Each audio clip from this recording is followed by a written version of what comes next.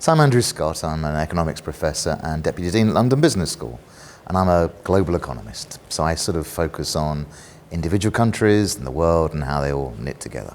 So I'm working on a book at the moment which is really interesting. I'm working with Linda Grattan, who's a psychologist. So we think, you think about things like globalization, you think about things like technology that have transformed the world around us. But we firmly believe that the biggest change is yet to come, and that's coming about because of greater life expectancy.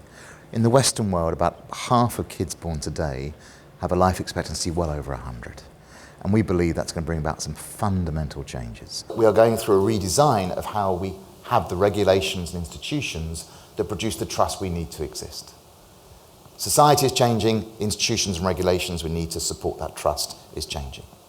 The biggest thing I see right now is the needs of society are much more dominant compared to the needs of business. That is a massive change from the period that we saw at the end of the Cold War, globalization and deregulation. That has enormous impact for CEOs and leaders. The first is your stakeholders have multiplied enormously.